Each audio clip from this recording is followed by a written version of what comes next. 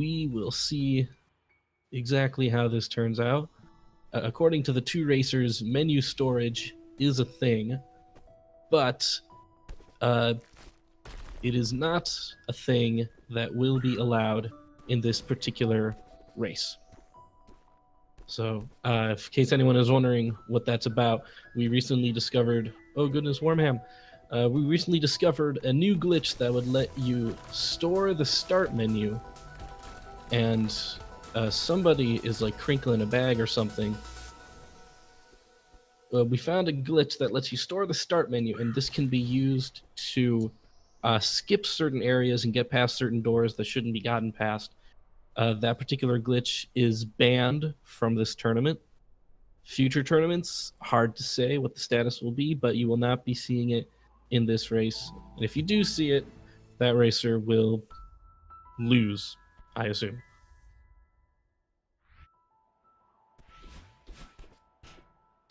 So, we are starting right here on the very first chapter, the Forsaken City. GrosHiken is making a mockery of it, and Wormham is close behind.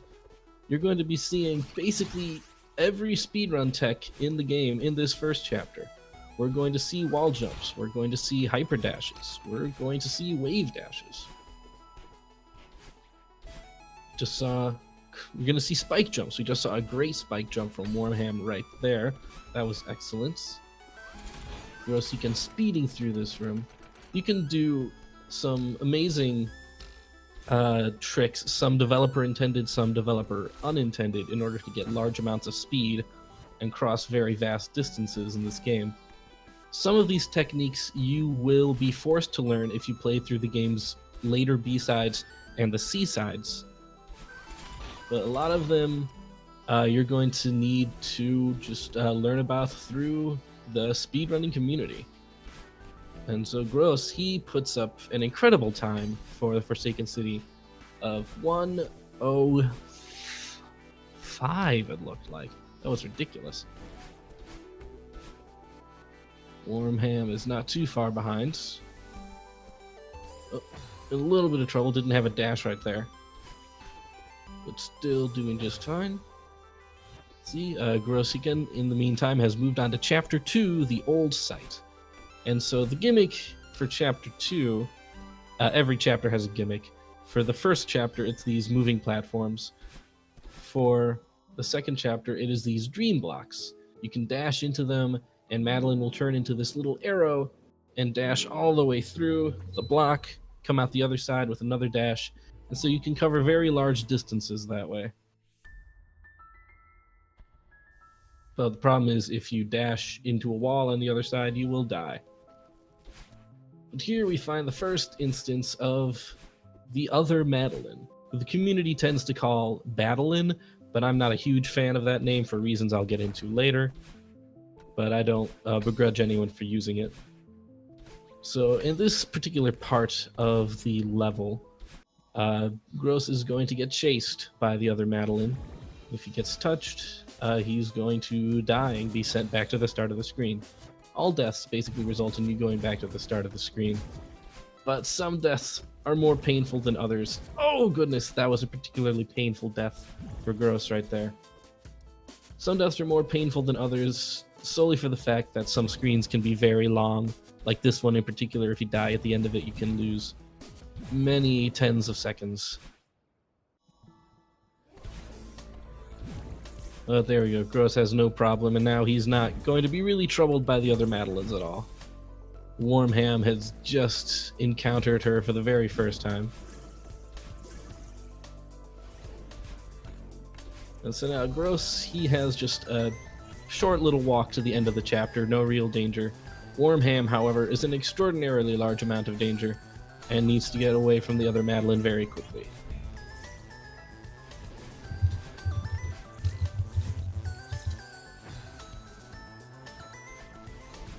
Unfortunate taking a death there. GrosHiken is done in just over 2 minutes. Finished off Chapter 2. Very well done. So now Gross will move on to the Celestial Resort, which for many people is the most annoying chapter in the game. And by many people, I mean me, and that's really all that matters in the end, is what I think. So he's going to get started. You can see that a big problem here, I'll get into that in a minute. What you just saw was one of the game's lesser known things, which is that if you go through a screen transition, you always get your dashes refreshed. And so you can abuse that to get higher than you're supposed to be and get that key early. And that was a bad death to those dust bunnies. These red and black dust bunnies that kill you instantly and have wonky hitboxes. Anyway, yeah, some of these skips are developer intended. Like when the developers were making this game, they would see a skip that was just barely impossible, and they would adjust things to make the skip actually barely possible. So they're big fans of speedruns, and they made this game very speedrun friendly by introducing tricks that otherwise would not have been possible. So next time you see someone from Matt Makes Games, tell them thanks a bunch for making this game a speedrun game. Theoretical subscribes with a tier 2 sub. Thanks a bunch, Theoretical. You are in the actual awesome. So GrosHiken, he picks up a key as Warmham finishes chapter 2 and moves on to the Celestial Resort. So right here, GrosHiken, he's moving through the maze of stuff. So this particular maze is interesting. It's made up of 3 different kinds of blocks. And at this point, you are given the option of 3 different ways to go. Speedrunners generally always take the same route through here. But depending on the route you take, which of the 3 options you choose and which order, you will have different blocks appearing and disappearing, radically changing the layout of the level in different ways depending on the route you take. Right here, he just hit, I think, some sort of box. And so now all the box-related blocks are gone. And so the level layout has changed in one way. Had he gone a different route, the maze would have been smaller, but it would have been smaller in a totally different way. So it's a really cool sort of dynamic level thing that they've got going on here. Ouch, GrosHiken taking a death, Warmham taking a couple. These dust bunnies can be a real pain. Their hitboxes are not quite what they appear to be. If you've played this level, you know what I'm talking about. These things are the worst. GrosHiken hitting the second switch. You can see there's barely anything here at all. So we chose this particular route because of Mr. Oshiro. Each time you clear an item and clear out some of the maze, Mr. Oshiro is in a different location. And so we choose the routes that will put Madeline closest to Mr. Oshiro when she comes out, so the speedrunner has less distance to travel over. Alright, GrosHiken gets the final item, the towels, and now the room is completely clear. So now he can pick up the key and continue on. Meanwhile, Warmham is just getting started in the maze room, but I think we can assume that they will use the same route, which is bottom, top, middle. There's also a 4th entrance in this room, and if you go through it and you go through the secret door, you can unlock the Pico 8 version of this game. So if you haven't done that, go ahead and do it, because it is a fun experience.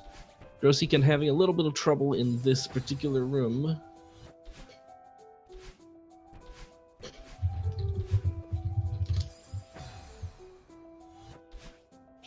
Oh, I accidentally paused my player here. There we go, we got some switched audio. Thank you. I will learn the command and figure out how to do that on my own next time.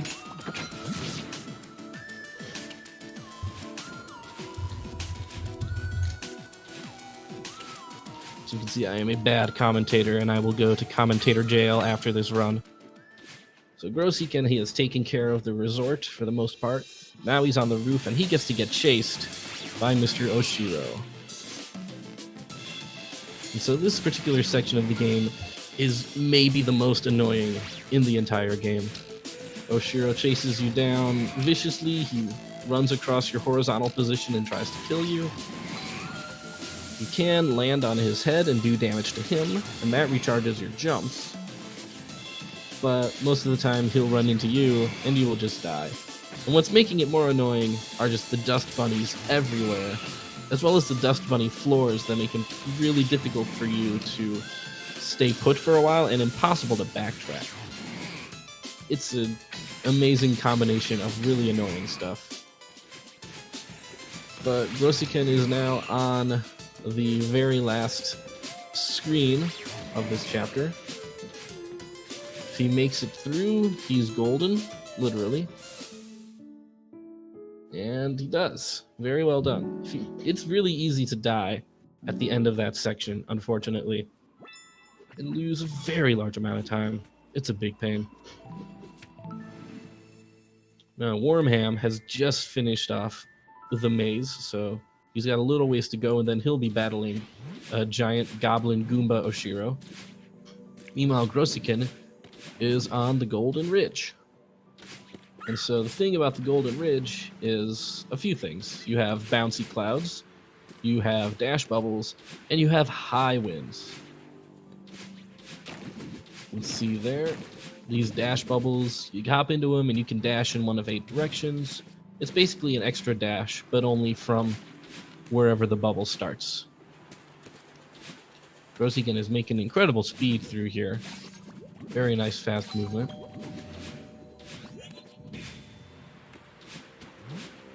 You can see right there how the bouncy clouds work. They just sort of amplify your jump.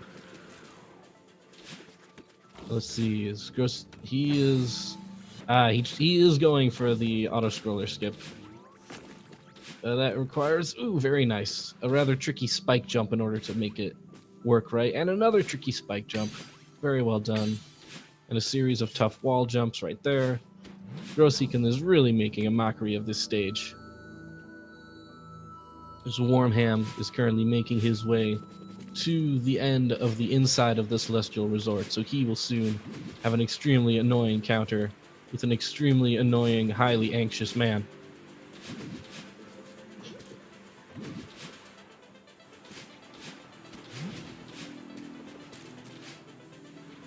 Also, by the way, as far as the clouds go, there are 2 different kinds. There are the white clouds, which persist after you land on them. Ooh, very nice auto-scroller skip right there from Gros. And there are the pink kind that disappear for a little bit after you use them, so you can't bounce on them repeatedly. Right here, there is no auto-scroller skip. You just do sort of have to wait it out. Oh, that was really painful to see. Oh, that's so unfortunate.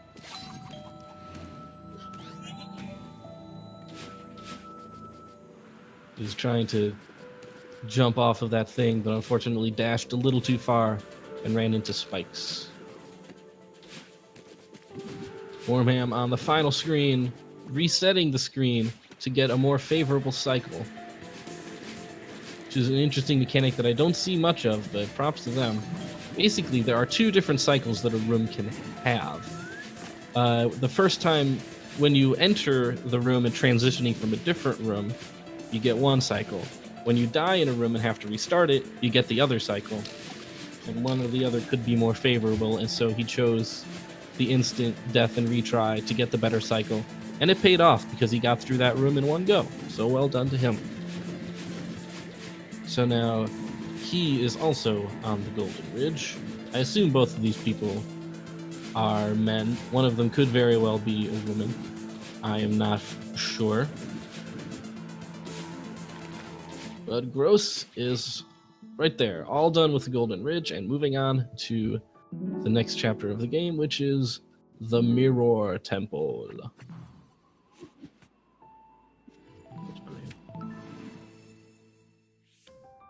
Here we go. I have learned everything. I just went through the 5-second commentator school, and now I am the most powerful commentator in the world. In the meantime, Gros has moved on to the Mirror Temple, and he's got to deal with these weird dash blocks. Unlike Chapter 1, where the blocks moved when you stepped on them, these blocks move when you dash. Oh, and a very nice skip right there. Normally you're supposed to go a couple rooms over and get a bubble, but with some good hyper dashing or wave dashing, you can get through there much more easily, save like 10 seconds. Very nice skip. Take some practice. And so, by the way, that's our friend Theo. He's trapped in a mirror. Say hi and bye backwards. Whoa, that was some really impressive fast movement right there from Gross. Well done. And so now we're going to... Are we going to see a double bubble skip? Nope. We are going to see key skip, though, by going through this developer-intended shortcut that is meant to get you a crystal heart, but we can use it in the speed run to avoid having to get another key. And it saves a very large amount of time. Warmham doing some nice skips right there, avoiding having to use those arrow blocks. Well done to them.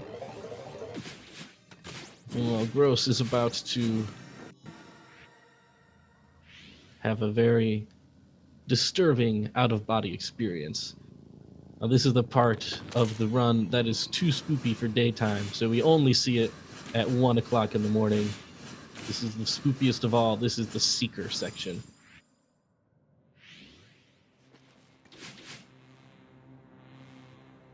Goes dashing way, way over, so he does not land in the exact center of that platform. He is able to move a little bit closer. And so you gotta go through 1, 2 rooms, maybe 3 rooms. Nope, it was 2 rooms. And now the Seekers have been activated. And now this run is a scary run. These Seekers can be a huge pain. They will chase after you.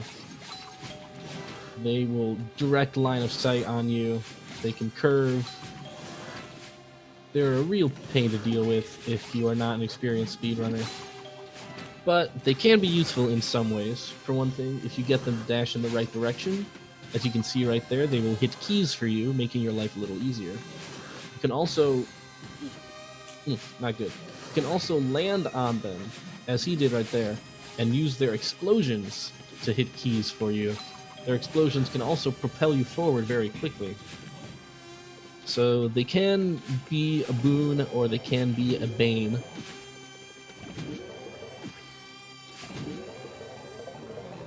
The Gross seem to have trouble with them just at one point, but otherwise not really a big deal. So now he's about to do Search Skip, which has you skip a very large portion of the puzzles in this temple. And that Search Skip is actually a lot easier than it looks. You should give it a try sometime. You would be surprised. It is probably the first skip everyone should learn in order to save a huge amount of time off of their run.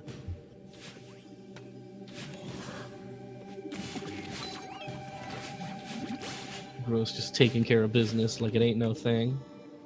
And so now we get to the final section of the Mirror Temple, which is the Theo section, where you have to carry this Theo, who is encased in crystal, to teach himself some lesson about vanity and not using too much Instagram.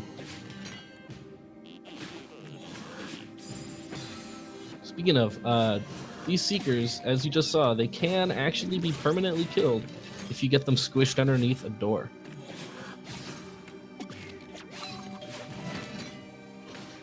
Yeah, right now, Gross using Theo to great advantage, using Theo to hit these switches and to give themselves a tiny little bit of boost.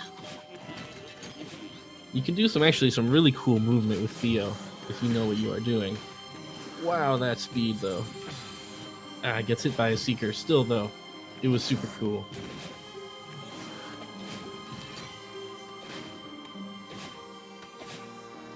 Doesn't even need the platform right there. Very impressive showing, and now they are on the final difficult room of the Mirror Temple. Meanwhile, Wormhand is on just about entering the second to last room of the Golden Ridge, so they will soon be done with Chapter 4. And GrosHiken is now done with the danger, and there. Just destroyed the Eye of Sauron and is now done with the Mirror Temple, putting up another very impressive time. Gross right now currently has the number 11 time on speedrun.com. So this person is very much a top competitor. And Wormham is done with Chapter 4, and we'll be moving on to the Mirror Temple. Meanwhile, Gross, he is like a bird. He only fly away. He don't know where his home is. So these feathers are interesting for a few reasons. First off, because you can fly. Flying is awesome. Second of all, because they are the only part of the game that uses... Ouch. The only part of the game where you can really use the analog stick to its full 360-degree potential. Most of the time, you're limited to just 8 different directions. Now, Gross getting some really nice skips right there, skipping a couple of the Kevin blocks. So named because it sounds better than the blocks.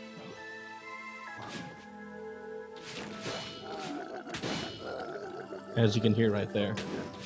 They're actually so named because a developer named Kevin made the sound effects for those things. Gross also using a trick to skip up that one wall, even though Celeste should have been completely out of stamina. With some tricky movements, you can continue climbing up a wall even though you're out of stamina. So now Gross has entered the split path portion of the Reflection chapter, where you can choose to go up or go down. GrosHiken intended to go up, but faced with the prospect of going down, he decided to end his life and try again. Generally, the ideal path is all up until you get to the very last path and then go to the bottom. Wormham is having a little bit of trouble getting this little bit of a quick skip here. There we go. Wormham has made it. They're about to do the bubble skip. Probably not the double bubble skip. Nope. You should know that all killer whales are named Kevin. I am now going to buy a killer whale and name it Blevin, just to disprove you and make you a liar. So how about that, Hawk James? Anyway, Wormham is now making his way through these bubbles, and he is about to enter the Seeker section for the first time, as Gross is very nearly done with this split path part of the level. And soon he will be chasing down the other Madeline. Again, the standard name for the other Madeline, the one accepted by the community, is Badeline. I am not a huge fan of this name because it sort of implies that people who have anxiety and depression have something like evil or bad inside them. I don't really like that presumption, but if you do use the name Badeline, I'm not going to hold it against you or anything. Anyway, so GrosHiken is very nearly done chasing down the other Madeline, as Wormham has entered Nightmare Town, and Wormham is about to experience his first Seeker, as GrosHiken starts the game's one and only boss battle. But it is one of the best boss battles in video game history. I want to see your hey-ahs in chat right now. Get to work.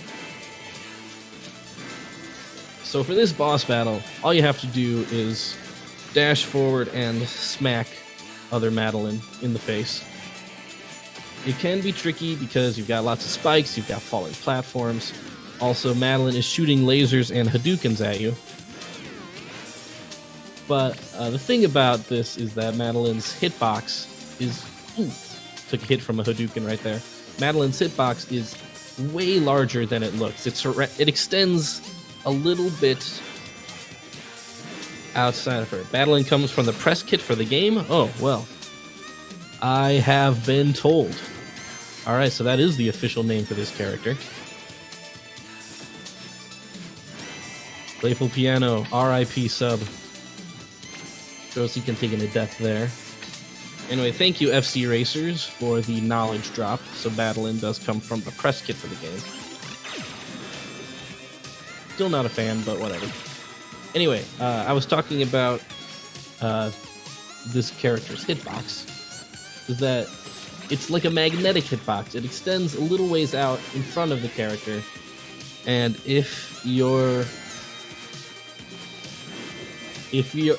Madeline gets within like a few inches of the other one, you'll get sucked in. You will not take damage from attacks even if they directly connect with you, and you'll just automatically damage her. So you do not have to get quite as close as you think. You can get a very small distance away and you'll still take the hit. If Battlein was on my birth certificate, I'd be very confused, especially because I am not a woman. Instead of Jim, it was just like bad Jim on my birth certificate. Actually, that sounds kind of cool.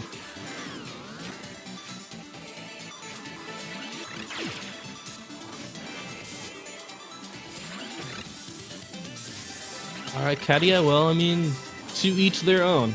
You do you. Just explaining my particular rationale, but I do not expect other people to abide by it. I'm glad we're having this discussion. These are important discussions to have as a speedrunning community. Anyway, GrosHiken, he's on the very last room of the Battlein fight. And it's done. And now, GrosHiken reconciles and levels up to level 2. And so now he has 2 dashes instead of 1. You can see Madeline's hair is pink, then red, then blue. Because this is a speed run, we will not see him level up all the way to level 10 and have the full 10 dashes, but 2 is enough to beat the game. Meanwhile, Wormham is working on his Theo escort. Just ran into the Seekers with Theo for the first time, so he is a minute or 2 away from ending Chapter 5. Meanwhile, Gros has moved on to the summit, and we're about to hear some awesome music and see some awesome platforming. Now that you have 2 dashes, you can do some truly ridiculous things, especially if you factor in momentum from screen transitions, which is going to be happening a lot. Like right there, you can just entirely skip that spring.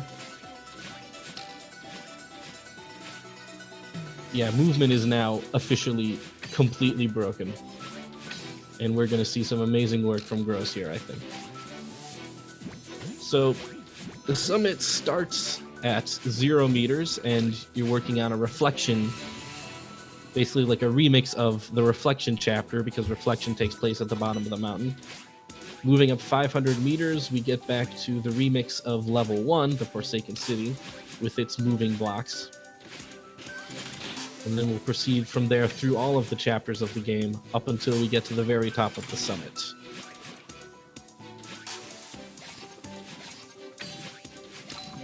What was that chapter 6 time? I did not see it, unfortunately. I do not have the best screen resolution on the restream thing. I mean, I can see the game extremely well, but just those numbers are extremely small. They're very hard to see on any stream. Not knocking the excellent work of speed gaming and everyone who supports it. And GrosHiken finishes off 500 meters with a great wall jump. Some really great movement in this chapter. And Wormham is finishing off Chapter 5 once and for all, as GrosHiken moves on to 1,000 meters and the return of the Dream Dash blocks. We will not see any more of the Battlein clones in this chapter. We will not have any more chase things, except for the snowballs. It sort of fits in thematically with the whole anxiety idea of the game. Basically, the whole game it's a discussion about depression and anxiety. And I think it's very interesting what they do at the end of every chapter, starting with 2.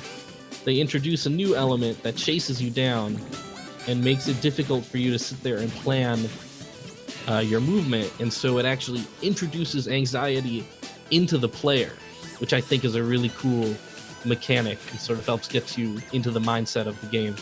Well done, Matt Plays Games. Matt Makes Games, I'm sorry. So now GrosHiken is on 1,500 meters. He is reliving the Celestial Resort. I'm very sorry that you have to see this again. These are some painful memories for everybody.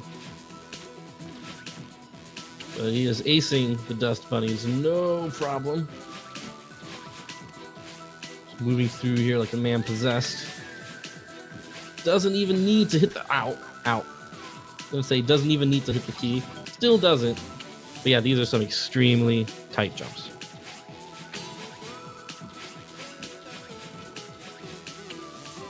Couldn't imagine running this game instead of Super Meat Boy. You really do. If you want to speedrun this, there is so much speedrun tech in this game. You really do have to optimize the hell out of it.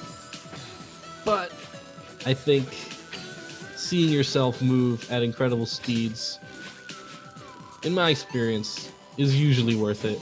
It's very satisfying. And yeah, GrosHiken is just obliterating the summit right now. This is not even fair. This poor mountain. Stop, he's already dead. .gif. So now we're at 2,000 meters, and we are once again tackling the Golden Ridge and its bubbles and its clouds. And GrosHiken is going through a secret room in order to save a lot of time and pick up a strawberry. Let's see how long GrosHiken can carry this strawberry. Still following. Still got that strawberry. Still not letting it go. Still got the strawberry. How long is he going to hold on to this? Oh no! The strawberry is gone forever. Everyone, please put RIP in chat for the dead strawberry. But man, killing it with these spike jumps, though. Really excellent movement tech from Gross right now. As Wormham is currently working on the split path portion of the Reflection chapter. Going to be making his way to the boss fight before too long. Oh, that's right. Press F to pay respects. I forgot my memes. I apologize. Very slight auto-scroller skip there. But now we're on the final room of 2,000 meters. GrosHiken is putting up just an absurd time right now. This is why he's in the top 20 on the leaderboards. And that's it. That's 2,000 meters. Now we return to the Mirror Temple at 2,500 meters. We are going to see some sequence breaks here as well. I'm almost positive. And the question on everyone's mind is, will we see a door skip? Press 1 in chat if you think we're going to see a door skip. I can tell you for sure we're going to see a key skip right here with a very tricky spike jump. Oh, very nicely done. Only took a couple of tries. That's excellent. That saves you having to go down and grab a bubble in order to get that particular key. Ooh, that's a painful death right there. Right there. With some precise jumping, you skip a dash crystal, save a little bit of time. Wormham, for his part, is now chasing down the hair of the other Madeline. And so he is soon going to be confronting his anxiety and his depression. That's door skip. That's another door skip. Yes, we have done it. Well done to GrosHiken for allowing me to meme all over this speedrun. Alright, just a couple of moving blocks left. And we're out of 2,500 meters. And now, for the finale of the summit, we are 3,000 meters and the 30 flags. We just hit flag 30. Please, in chat, if you so desire, count along with the flags every time they pick one up. We're at flag 28 right now. And we're doing some tricky spike jumps to skip past. We're at 27, 26. We're just burning through these flags so fast I can barely see what they are. We're skipping flags. We don't even need flag 25. 25 is not even recognized as a number by the World Number Organization. Ooh, he's having trouble with this particular skip right here. He's using one too many dashes. 23, 22, 21. This movement through here, he is extremely fast. He is not bothered by this wind at all. There's a very powerful downward draft, pushing Gross down at every step. But it doesn't even matter. Now he's moving on to flag 19, and he's got an updraft to work with. So while he's proceeding through this updraft, flag 17, Wormham has moved on to the boss fight. And he's having just a little bit of trouble with the Hadoukens. Oh, he gets hit by one of them. That's unfortunate. This particular room is a big pain, and it can sometimes be worth it just to wait it out. Where are we at on flags? Isn't that flag 13? That is flag 13. Oh, Wormham takes a laser to the face. If you don't move fast enough during this battle and fight, you can run into some unexpected situations. Because as I said, this is not an area... Ooh, GrosHiken skipping flag number 10. Very nice work. We're at 9. Yeah, this is one of those parts of the game where if you're sitting, you can't sit still. You have to be always moving, always thinking. And so it can be hard to react if one of these screens does not go the way you plan. Which is often.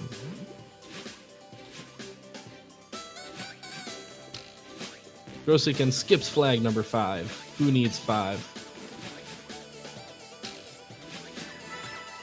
Picking up a flower, he's got to do a feather. He's got to do some slightly difficult feather movements throughout these spikes. Some tricky, tight turns.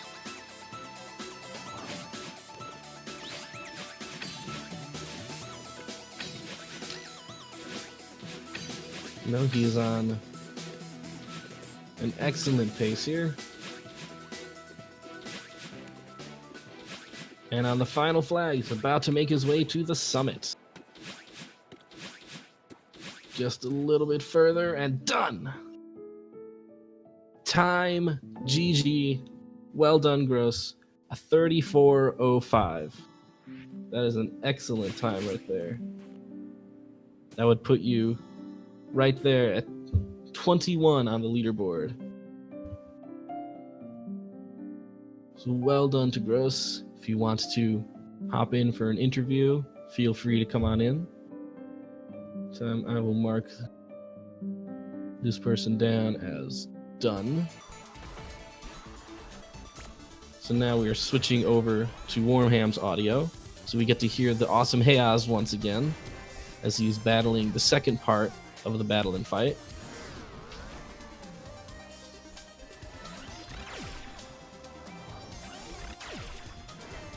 Almost missed that particular hit there, but still getting it. I love these downward fall sections right here where you just hit her one time after the another as you're falling down. And so now Wormham is on... Ouch! Wormham is on the very last screen of the boss battle. This screen can be really annoying. It's very easy to get hit by a laser during a turn. But Wormham makes it. Oh no! Oh, at the very end, at the very last bit of the screen. Yes, best Celeste song, possibly best boss battle song anywhere. This is, ow, right there, that turn. I died to that turn so much. It's such a pain.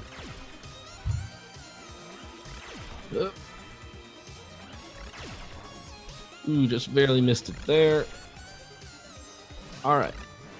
And there we go. Very nice. Wormham has concluded the fight and is now about to level up. Yes! Wormham feels power flowing through his veins and pink running through his hair.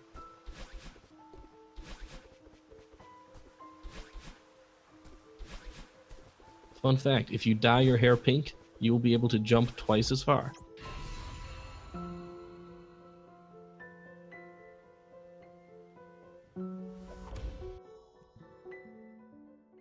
Alright, and Warmham is finished with Chapter 6, and now is going to be moving on to their own summit.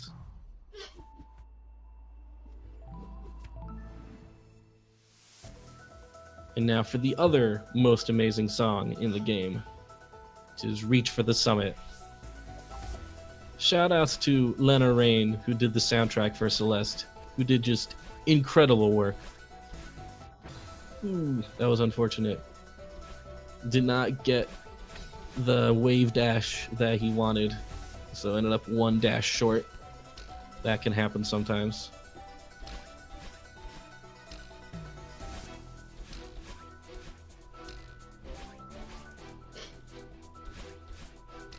Heading back to Warmham's PB on speedrun.com, it is listed at 4740.284.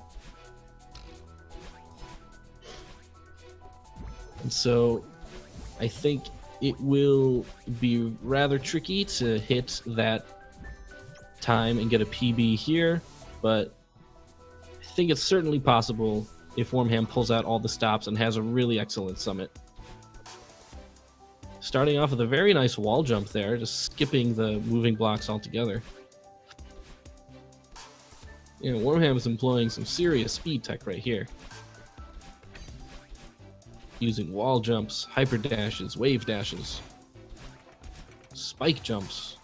Ooh, that was a little unfortunate. Accidentally grabbed the side of that platform, which left them with fewer jumps, dashes than they would like.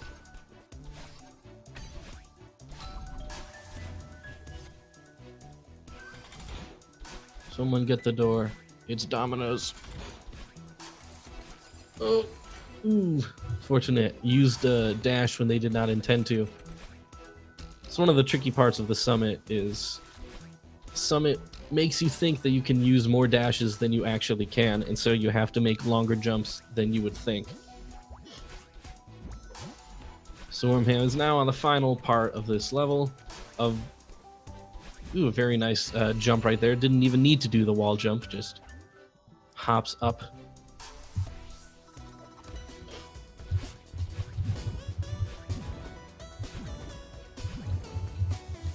Alright, it looks like Gross will be unable to join us for an interview. Not a big deal.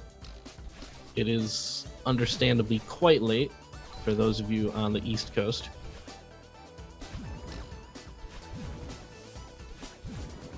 Maybe you all should be on the West Coast, which is an objectively better coast. So Warmham is now in the 1,000 meter section, diagonally skipping his way up through the dream blocks for maximum time. Ooh, this room is particularly tricky to go through. You have to have very precise dashes to make your way downward through that particular block. Yeah, that right there, that's what you're supposed to do. Got it on the third try, very nice. Excuse me, I'm dying. Not really, I'm not actually dying. Fortunately, Warmham did take a death there, but it was pretty early in the room, so it's not going to be a major time loss.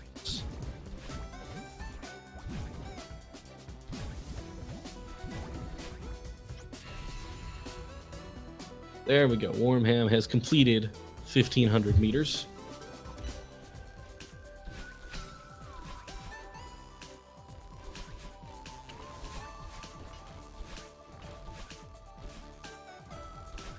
Now moving on once again to the Celestial Resort. Endless Tundra, I'm sorry, you are quite mistaken. Actually, if I'm going to be contrary, the best time zone is Central Time. But that's neither here or there. What we care about right now is Canada time, because Mount Celeste, the fictional Mount Celeste, is in, I think it's close to Vancouver. It's somewhere in Canada. Warmham taking an unfortunate death near the end of this particular long room.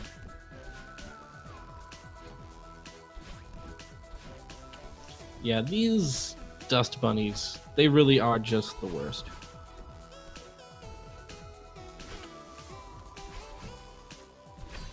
Especially the wall ones, but really all of them are terrible, because their hitboxes are just, they're not what you think they are. They are larger than you think, they are jankier than you think. It's not a good time. Oh yeah, Warmham is having some trouble here, speeding through this particular room, getting hit. Ooh, these moving things.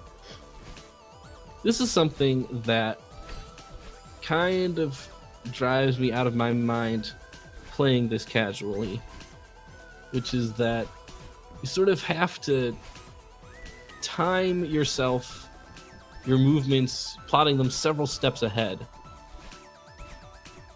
It's like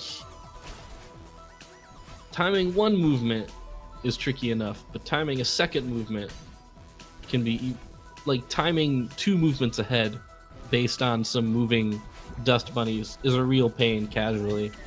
And I think it made this section just take forever for me playing it the first time. Anyway, I have been rambling long enough. Warmham has now completed 1,500 meters and has moved on to Golden Ridge. So let's see. Warmham is also doing the skip, going through this cloud room instead of doing the normal rooms, which are considerably slower. Warmham does, in fact, have the courtesy to actually collect the strawberry. The strawberry is saved. So now, almost grabbed that platform. Almost grabbed a second strawberry. Oof. Unfortunately, did not do a proper dash and landed face first in a bunch of spikes. Let's see, can they do... Oh, it does... Oh, that's unfortunate. They tried to do an auto-scroller skip, but it did not quite work out for them. They did not get their dash on. Yeah, this room is giving them a bit of trouble here. The auto-scroller skip in this room is really tricky. You have to combine very fast movement with some very difficult and precise spike jumps. Oh, very nice right there. That was an excellent wall jump. That got them where they needed to be.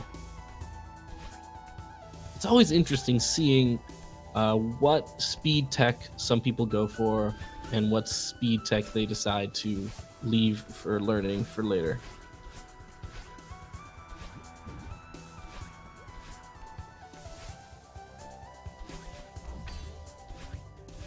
Oh, very nice. Skipping a couple unnecessary blocks right there. Picking up a little bit of time. And now on the final room, fighting massive headwinds, changing constantly in both directions. You're in the middle of a tornado. That tornado's carrying a car. Gotta be very careful. And there we go. We are out of the 2,000 meter section. So now we return to the Mirror Temple. Ooh. Ah, that's unfortunate. Slightly overshooting this bubble.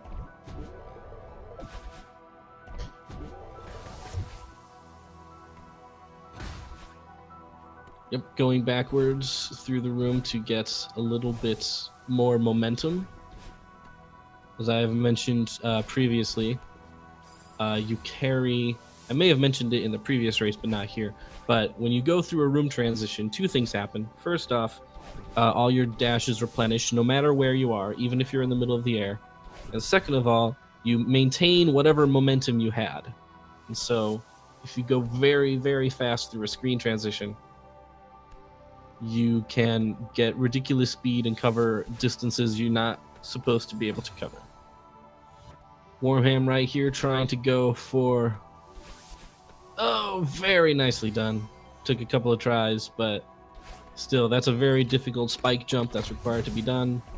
And big props to Warmham. Ooh. So you have to remember to dash into this bubble, or else bad things will happen. Or else you could do that and just not dash and dash afterwards because you are a bamf. Ooh, overshot that one though.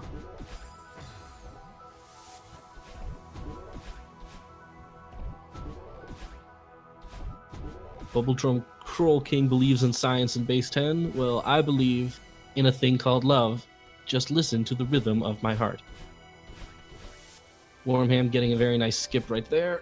Oh, he's going for door skip. There's one. And there's two. Just skipping those doors like they weren't even there. Very nice work from Wormham. Now on the very final room of the Mirror Temple Redux. Ooh, dang. Takes a little bit of a hit on the spike there. If you're going through this area really fast, you're going to have to do some very precise jumps, and you can nick yourself on some of the spikes. Really unfortunate when it happens. Wormham climbing up the wall a bit more, being a bit more safe. I do not blame them. And so now on the final two moving platforms of this section, and they are out. And now we are on the very final portion. We are on the flags once again in the 3,000 meter section. Please count down with me, chat. We're on flag 30 right now. Wormham, yes, managing to get the dash crystal. Won't let a lack of stamina stop them. Flag 29. Yep, going back for that dash crystal. This is the part of the game where your dashes really, really start to matter. If you use up one too many, you're probably going to die. Flag 28. And we're facing a massive headwind from the top of the screen. I don't even know why the wind is working that way. We're on flag 26 now. I am slacking off. Flag 25. Fighting against this headwind. Being a little bit less skippy than before. Which makes sense because of the... Nope, don't retry. Just land on that platform. Very nice. Yeah, the pressure from the headwind makes difficult jumps even more difficult. Borderline impossible. So it's pretty darn hard to optimize this particular section of the summit because you have to fight against so much wind. Flag 23. Yeah, you miss a little bit of a climb, you miss a little bit of a dash, you're heading into the spikes. It's really tough.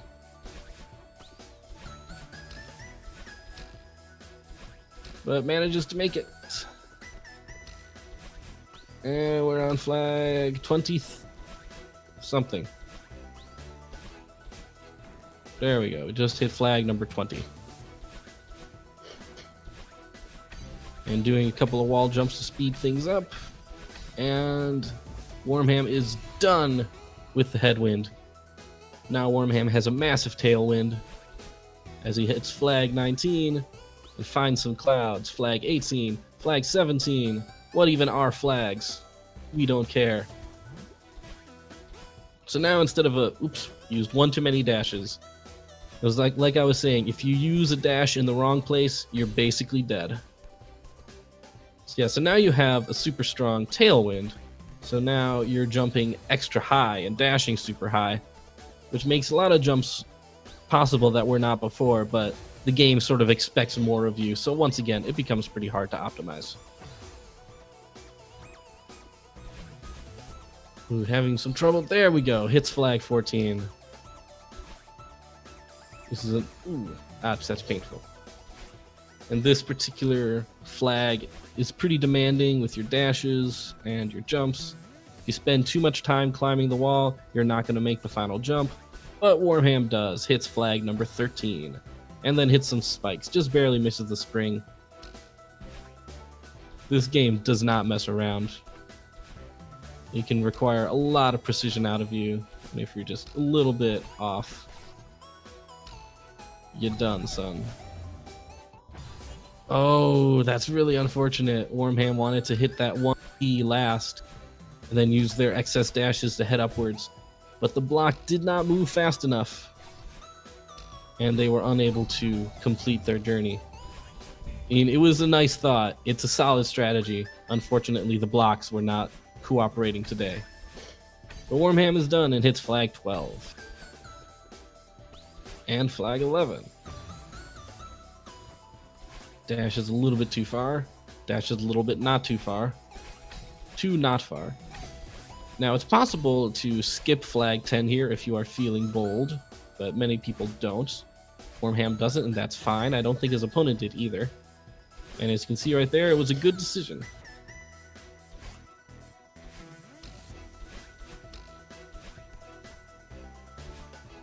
Making some more jumps. Now this area is really tricky and precise. No problem. Not even bothering with flag 8, moving right onto flag 7. Now just climbing vertically up this mountain wall. Madeline is made of muscles. And now, as we hit flag 6, the flowers have returned. I keep calling them flowers, they are feathers. 5. And this is the very last screen of the speed run. Get to the end, and we can call time. Starting from flag 4, the problem is this is where things start getting very precise. So you not only have to jump precisely, you have to feather precisely. That usually requires switching quickly to your analog stick. Flag 3. And a very slight, missed adjustment there, and you're heading into spikes. These are some very, very tight turns. Wormham makes him no problem. Hits another feather. And hits flag 2. And now we're dashing once again up just the sheer... Oh no! Dashed off to the left when they were supposed to dash straight up. Ooh, that is a pretty tight jump right there.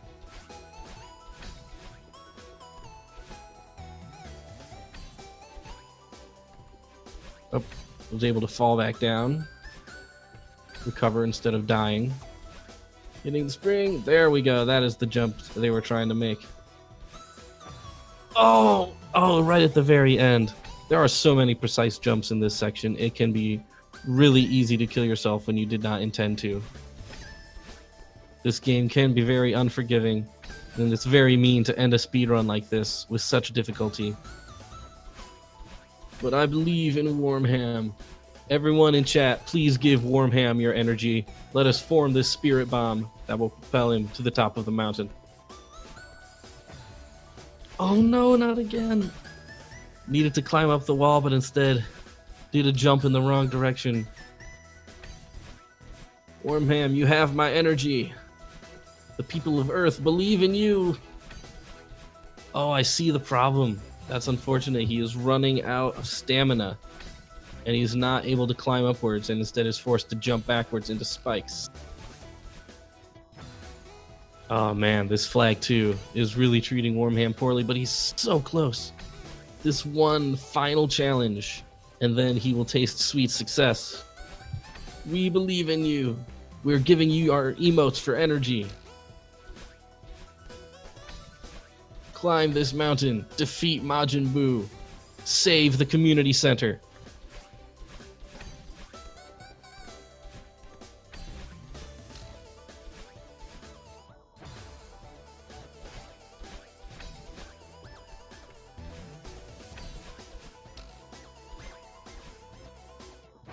Oh man, that is what he did right there is something that I fall for an awful lot, which is the assumption that if you are simply holding the climb button, you will automatically attach to the wall. Oh my goodness. Which is not actually true. You need to be holding the climb button, and you actually need to be actively facing the wall in order to climb it. Wormham giving... There, yes! Made it! Done! Yes! One more flag to go. Taking it very slow. He's very tired. He's got to save all of his energy. Hits a spike.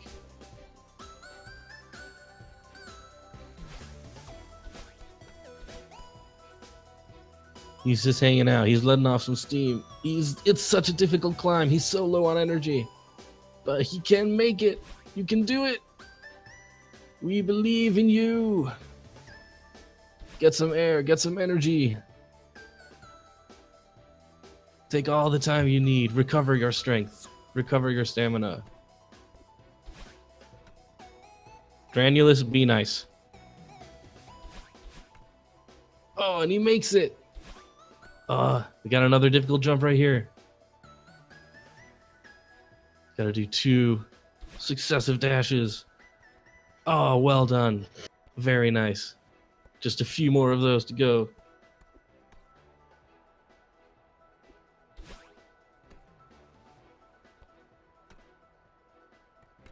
Uh-oh. Oh, he started going up. Now he's going the wrong way. I think he's mixed up his up and his down. He's got to do a climb here. He's lost his energy. He's so tired. Will he have the stamina? Will he have the grip strength to make it all the way up the mountain? Oh, he's starting to slip. His fingers are weak. He's going to have to make a mad dash for it. All right, he's holding on. He's low on stamina. He's going to start sliding. Oh, man.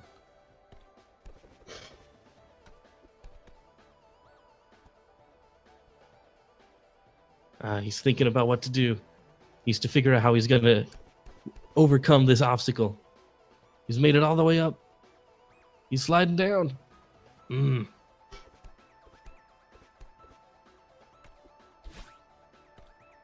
Oh, he's using his dashes. Yes! He made it through using a dash. Now he's just got a few more of these jumps to go. Let's see if he can do it. Oh, now he's dashing into the wall. Doesn't have the energy to dash up.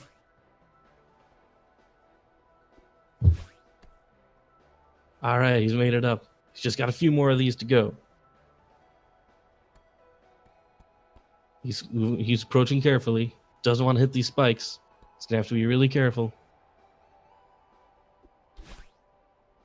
Oh, he made it there.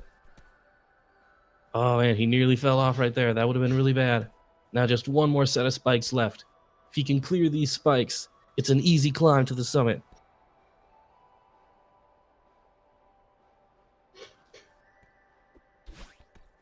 Oh, and he cleared the spikes. The summit is right there. Well, climb that mountain. Climb that mountain. Climb that mountain. Climb that mountain. Climb that mountain. Climb that mountain. Oh my goodness, oh no. Alright, so now we're actually climbing this mountain. The real life LP is over. And we are gonna speed our way to the top of the mountain. As you should. Make your way up. Do all of the fasts. Show this mountain who is boss.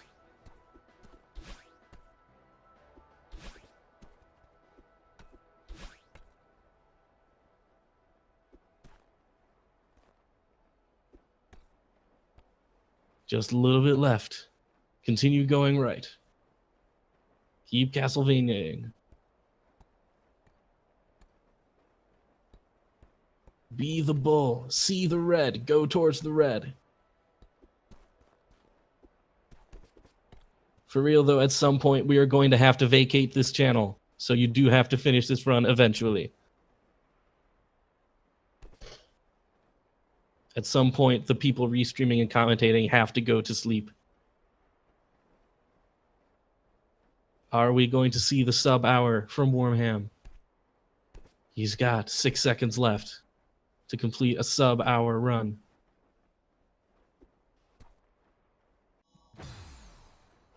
Oh, oh no. He did the exact same thing I did in my run earlier. He stepped on a tiny little, almost impossible to see ledge, and he thought he was done, and he hit retry instead of end cutscene. I did that. I was more tilted than I've ever been in my life. I'm sure he's not happy right now. What a photogenic finish. Yep, right there, you're not done. Now you're done. And Wormham is finished with a 1:00:33.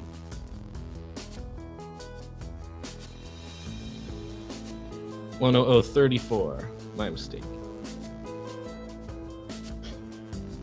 Well, GG Wormham. We appreciate the high intensity, very dramatic climb to the summit.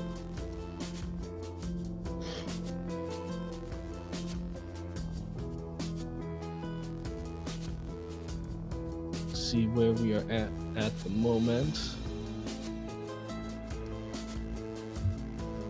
I think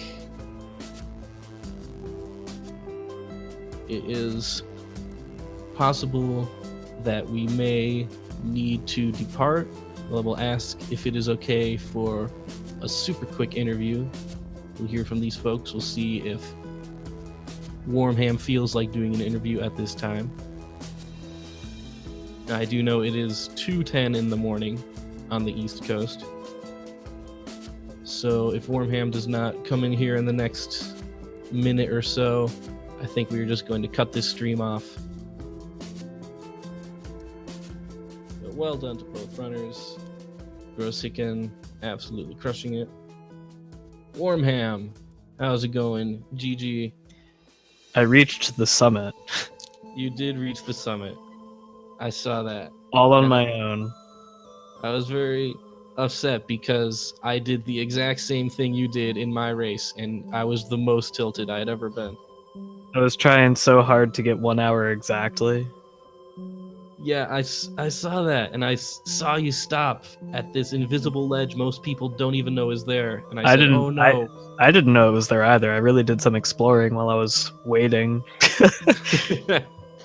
Well, yeah, no, it was fun. Like, I just 2 in the morning and I'm exhausted and I haven't played the game in 2 days and I just wanted to have some fun, and so I did. I feel and GG's to GrosHiken for the big W. Yeah, it was very well done race. How do you feel about how the run went for you?